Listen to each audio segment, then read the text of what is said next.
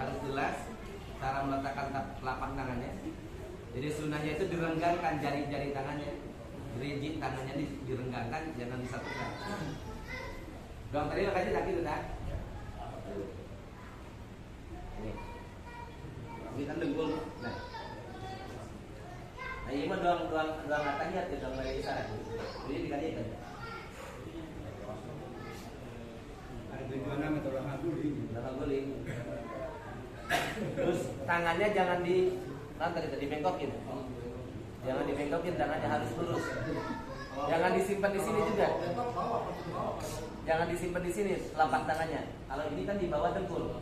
Jangan juga disimpan di paha. Kayak gimana dong di dong tadi? Dong belajar lupa tenang.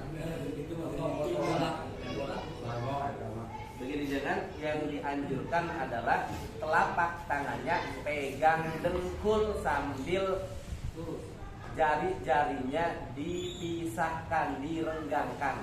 Pegangan erat seperti ini kayaknya. Kayak di nasaran orang berjelas ini nah. Kemudian jidat kita harus muhadhi ila mahali sujud. Artinya jidat kita itu pada saat ruku harus tepat ke tempat sujud. Pada saat ruku, andaikan kita sujud berarti tepat di sana. Pandangan kita Ya bukan hanya pandangan, nanti ukuran sujud kita lihat. Maka sehingga setinggi apapun badannya, karena Allah sudah adil. Kalau badannya pendek, ya nanti tangannya juga disesuaikan. Nggak mungkin ketika tangannya megang dengkul ada sampai kelebihan, kepanjangan. Nggak mungkin. Maka artinya tidak mesti diginiin. Seolah-olah ini berarti kepanjangan tangannya kalau begini. Kan gitu? Nggak mesti, harus gini aja. Ada orang yang ruku tangannya digini dibengkokin, berarti seolah-olah tangannya kepanjangan. Andai kan dilurusin berarti dia nanti begini. Enggak, sebetulnya. Gini aja cukup. Atau merasa tangannya kurang panjang sehingga nyimpen telapak tangannya di paha. Apa kurang panjang tangannya? Atau merasa tangannya kepanjangan sehingga tangannya disimpan di betis. Tidak. Ini Allah adil. Ukurannya akan sama. Hasilnya akan sama. Gitu. Paham? Kemudian kerofil ya.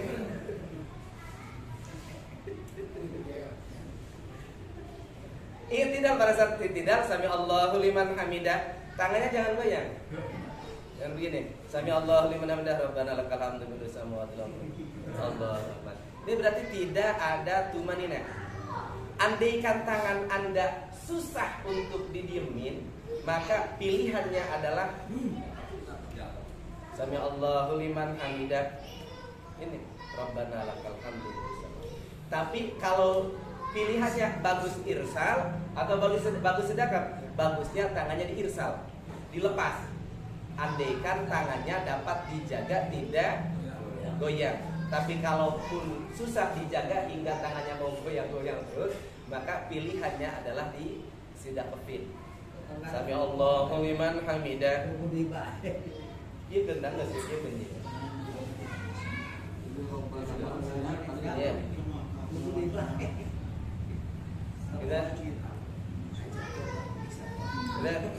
Ingat ya, sami Allah. Nah dari bawah, sami Allahu liman hamidah.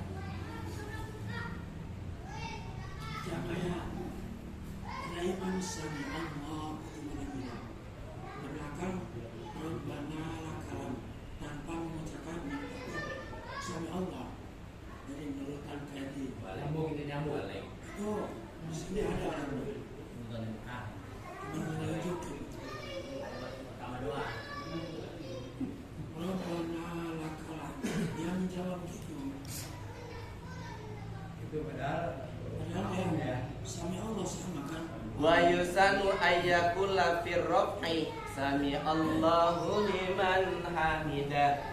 Disunahkan bagi seluruh orang yang melaksanakan sholat, baik itu sholat fardu maupun sholat sunnah, sholat berjamaah maupun sholat sendiri, pada saat bangun dari ruku mengucapkan sami Allahu liman hamidah. Ini tidak digarisbawahi untuk imam saja, tidak digarisbawahi untuk orang berjamaah beda atau dengan imam beda. Ini cukup wa yusannu ayyaqula fir raf'i sami Allahu liman hamidah wa fil i'tidali rabbana lakal hamd. Pada saat i'tidal sunnah membaca rabbana lakal hamdu sampai gitu. Hasil bacaan. Udah.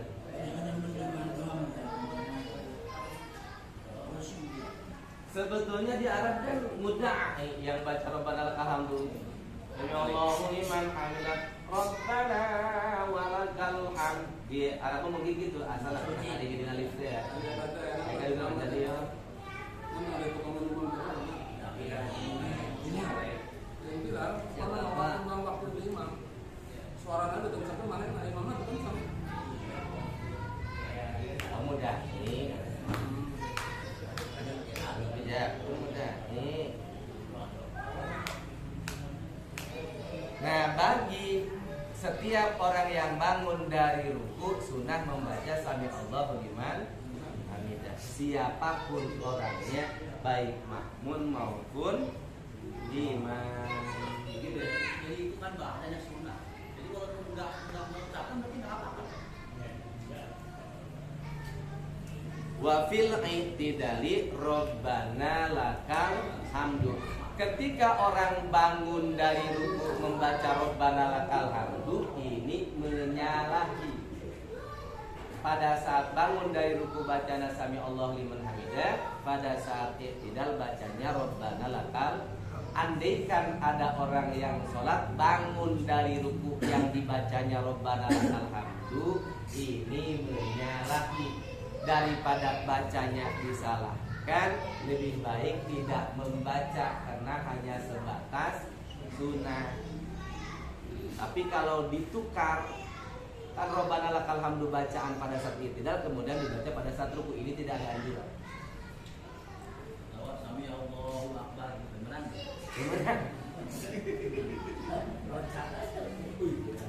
Itu bahasa pengertian temenang. Ya. Nanti kan ada itu. Bahasa itu ketika ruku kita nggak boleh di atas dengkul, ketika ruku tangan kita nggak boleh di bawah dengkul. Itu kan bahasa nggak boleh. Pengertian nggak boleh itu masuk kategori apa itu? Maksudnya apakah makruh, apakah mubah, apakah batal? Nah, itu di situ perlu diperjelas. Ya kan nanti katanya kudu kahar, ya itu tadi kan harus cabut deui. Ini masalahnya kan kalau masalah fikih itu penuh dengan perdebatan. Beda dengan masalah aku tafsir Quran.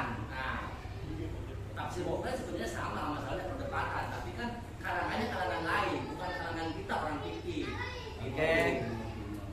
Setiap yang keluar daripada anjuran tapi mengikuti perintah atau melaksanakan rukun itu berarti nanti kuriha, nanti makruh hukumnya.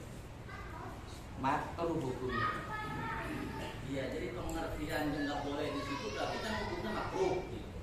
Berarti kalau udah hukumnya makruh berarti kan tidak membatalkan sholat. Tidak membatalkan rukun. Kalau tidak membatalkan rukun berarti sholatnya sah. Nah, gitu kan? betul.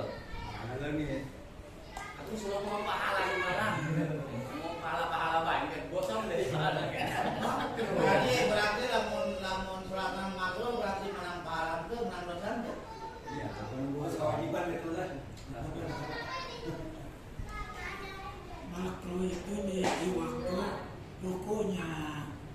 Ya, Artinya kalau keluar daripada tata cara yang sudah diatur oleh ahli fikih, kemungkinan pertama adalah makruh. Kemungkinan selanjutnya kalau tidak sesuai dengan tuntunan yang rukun bisa batal rukunnya. Tapi kalau hanya tidak sesuai dalam tata caranya, seumpama tadi Mestinya telapak tangan itu di dengkul, malah di paha atau di betis. Itu tidak membatalkan rukun. Kalau rukunnya tidak batal, maka sholatnya pun tidak batal. Tapi ini majelis untuk memperbaiki daripada kekurangan-kekurangan meskipun luar daripada rukun. Karena kalau kita sholat semau dewek, lantas yang mau kita ikutin siapa? Umpama sholat wong saya mah begini enaknya, telapak tangan di paha, yang diikutin siapa? Nah sekarang kita perbaiki sama-sama, kita perbaikin sama-sama meskipun hanya sebatas makruh hukumnya. Kita nggak ngerokok, akhirnya sama yang ngerokok perkara makruh terus-terusan. Ternyata dalam sholat juga kita hobi makruh. Makruh di dalam ibadah ain bahaya. Makruh di dalam ibadah ain kalau sengaja ngajak tahu itu hukumnya makruh di dalam ibadah ain sholat, padahal tahu makruh tapi disengaja-ngaja bahkan dibiasakan, itu bahaya. Gitu. Akan mengurangi, karena sunnah itu adalah untuk menutupi rukun. Maka dianjurkan sholat itu harus sempurna rukun dan sunnah-sunnahnya. Supaya apa? Supaya ketika kita sempurna melaksanakan sunnah dapat menutupi rukun yang wajib, yang sunnah dapat menutupi yang wajib, sehingga mendapat pahala sempurna. Andikan yang kita lakukan makruh dan makruh, berarti yang wajib tidak dapat disempurnakan oleh yang sunnah. Gitu. Makanya dianjurkan berjamaah itu salah satunya hanya untuk menutupi kekurangan. Sehingga kan malaikat dikontrol sama Allah. Ada berjamaah maghrib di sini umpama. Perasaan kata malaikat, Gusti Allah ini mah rami jud kabeh sholat ya. Coba paling sugan barisan belah itu imam nah imam jangan rami jud. Lain sugan-sugan tamamunna aya, belah kanan aya. Wah, belah kenca. Barisan kedua belah kanan. Aya tah tidak sama cager, ka bawah kabeh. Jadi satu baik meskipun ada 1999, tinggal satu yang baik, semuanya jadi baik terbawa oleh satu orang. Tutupan. Kemudian aku tak berjamaah walau yang baiknya itu di belakang ya. Belakang aja nama siapa kan? Penting ayah malaikat gitu. Ayah panggung tuh kan. Kita mendatang dari pandai kita nggak bawa mereka deh. Kemudian tak berjamaah. Salah maaf ya teman dan material sebenarnya rukun.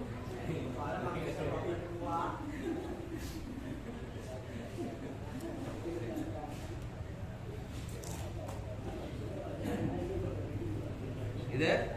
Nah ini praktek sholat yang dianjurkan oleh Imam Syafi'i. Barangkali Anda pernah mengikuti pelajaran di luar daripada mazhab Imam Syafi'i, silakan. Tapi jangan talfik.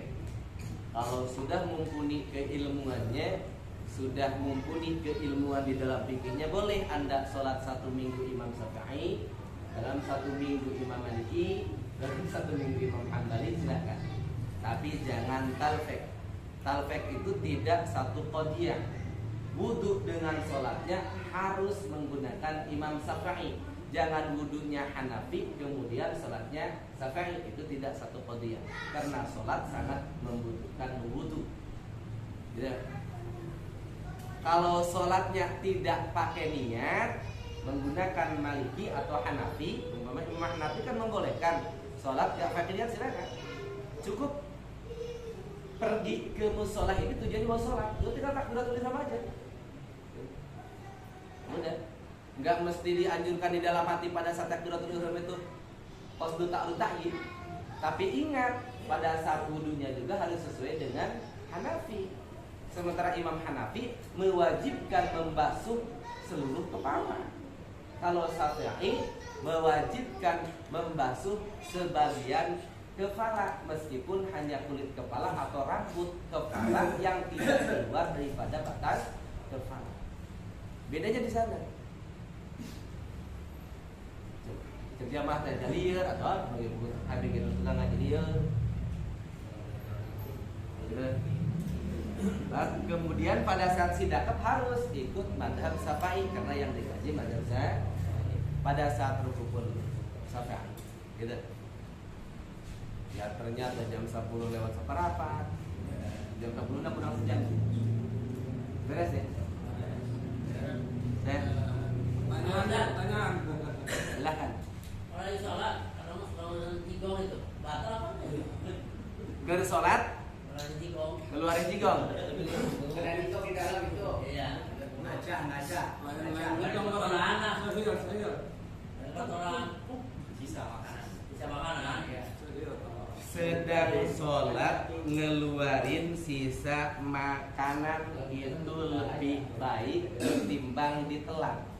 Karena menelan sisa makanan pada saat sholat termasuk batal sholatnya. Karena salah satu pembatalan sholat adalah uklik, makan, wasyurbi, dan minum. Meskipun tidak banyak, jangan pengertian makan lagi sholat makan, berarti dia jelas batal. Artinya meskipun hanya sisa makanan sedikit kemudian kita telan pada saat sholat itu batal. Lebih baik dikeluarkan. Cuma tata cara mengeluarkan sisa makanannya hati-hati, jangan sampai membatalkan sholat. Keluarnya sama diambil. Gaji apa? Niup dalam rangka sholat juga batal. Batal. Gitu kan? Bentar lagi ya.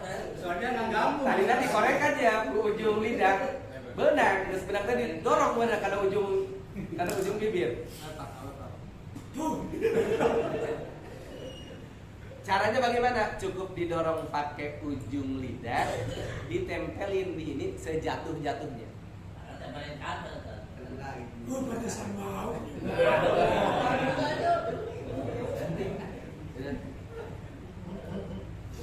Kalau pelan gimana Kiai? Kalau pelan, misalnya ini udah terlanjur di ujung lidah. Kalau diantep dia masuk, didorong keluar dan nempel di bibir, gitu. Dikeluarin, tapi ada ditiup. Abah rek sholat apa rek adu tiup? Kan ada sekolah tuh ternyata lampai Kiai. Nggak cukup gitu deh, sarang gerak itu udah gitu deh dorong ke ujung bibir. Suara. Iya. Kata aing bilang betul bilang hari itu nama teh. Tah, kelihatan di belakang. Dari anak kemenang sunah. Iya. Betul. Silakan. Kesahkan mereka anak kartu bah, kesahkan. Ya, orang ngaji mumpung sekali nanya aja Kiai. Kan sana orang ngerti nah. Rukunya. Sami Allah liman hamidah. Kan aya anu urang ati diaturkeun. Anu sehat ya. Itu tanya. Aduh. Anu sehat ya. Bos itu merah bisa dengkul heula nya. Tapi lamun urang teu kesehatan kieu. Sami Allah liman hamidah. Oh. Larang kan. Eta teh Abdul mana kesangir mencager ya, mencager. Ada itu. Terus di dalam sujud, bagaimana hukumnya kalau kita sujud pada saat tata cara sujudnya bukan dengkul dahulu tapi tangan dahulu gitu. Yang didahulukan tangan sehingga dengkul belakangan. Sah apa tidak dengan alasan sakit atau sah apa? Sah. Tapi lamun sehat Abdul mana? Abdul ngarangkap leun apa dengkul heula. gitu ya, geser-geser. Ya. Kalau lagi sehat, mestinya dengkul didahulukan, kemudian telapak tangan. Ayatnya mah dampal sunus pasti tiheula ieu mah kayak anu kan. Kalau lagi sehat, lebih utamanya dengkul didahulukan, kemudian kedua telapak tangan. Setelah itu baru jidat dan sunnah hidung, ujung hidung ditempel. Meskipun ujung hidung tidak termasuk anggota sujud, tapi sunnah ujung hidung ditempel ke tempat sujud. Umur di atas 60 mah pasti tangan dulu ya. Soalnya dari awal. Atuh teh mah teu naon. Ternyata sudah tadi tambahan Terus tambahan bacaan sujudnya. Tadi kalau memang atau musafir tetap berarti mentambahan dosa puncak itu. dibacakan Rabbana atina fid dunya hasanah wa fil akhirati hasanah pada saat sujud. Tambah doa tersebut bagus apa tidak? Kalau kategori Rabbana atina fid dunya hasanah itu termasuk doanya doa ukhrawi. Doa ukhrawi meskipun pengertian dunia hasanah itu tidak dipandang bagus oleh agama jika pekerjaan maksiat. Jika pekerjaannya pekerjaan dunia, yang dianggap bagus di dunia oleh agama adalah pekerjaan akhirat. Dunia hasanah itu adalah pekerjaan akhirat. Kemudian menarik kesananya wa fil akhirati hasanah. Maka ketika pada saat sujud ditambah doa tersebut silahkan sah, tidak membatalkan sholat. Lagi kudayakan jasa. Iya maksudnya gitu. Nanti di sini ada doa-doa pada saat sujud juga ada. Kayak kurang jelaskan. Apa langsung dikodok bel untuk Jumat depan. Itu. Jadi ya silakan. Ada lagi? Jadi dia mau nanya, kalau Ya. dia pakai masker, itu gimana kalau membayangkan itu harus nempel masker? Bukan lah, kan itu mah sunah. Enggak kan? Nanya kan Betul. pertanyaan tadi tahu sunnah. Itu termasuk khilaful aula. Termasuk khilaful aula. Artinya dia membedakan diri daripada anjuran yang sudah dianjurkan oleh agama. Sehingga beda. Kalau beda dengan catatan yang sudah dianjurkan, maka hukumnya makruh. Khilaful aula itu mendekati makruh. Makanya diperdebatkan. Sehingga banyak ustaz-ustaz yang ceramah dalam khutbah atau di luar khutbah mengatakan, kenapa pada saat sholat harus pakai masker? Bukankah pada saat sujud itu sunnah menempelkan ujung hidung? Kalau pakai masker berarti ujung hidungnya tidak nempel. Itu termasuk perkara khilaful aula. Sah sujudnya sah, yang penting jidatnya jangan tertutup. Kalau seluruh jidatnya tertutup tidak sah sholatnya. Kalau sebagian saja yang tertutup, meskipun hanya sedikit saja yang nempel jidatnya itu sah. Umpamanya kayak gini kan, ini kan masih ada jidat nih. Kalau kayak kopi kayak gini saya ini kan masih ada jidat ini. Kalau saya tanya ini jidat bukan? Jidat. Nah kalau ini nempel berarti bakdu ya. Tapi lebih baik dibuka. Barangkali pertanyaan saudara tadi kemudian dijawab langsung ada yang kurang tepat, ada barangkali ada bahkan salah cetak. Tolong nanti tanyakan lagi pada ahli fatwa, pada ustaz di sekitar kita. Saya ustaz pernah bertanya dengan ustaz yang pengajian di Selalu Jalan, hanya seperti itu pertanyaannya seperti itu, kemudian jawabnya seperti itu. Itu betul apa tidak? Andaikan tidak betul kami, nanti tinggal kita pertimbangkan lagi. Menjawab seluruh pertanyaan itu tidak baik. Menurut ahli ilmu tidak beradab, termasuk Ustaz Somong, Ustaz Dusun. Ada Ustaz ditanya berbagai pertanyaan, tahu langsung semuanya itu Dusun. Mau bagus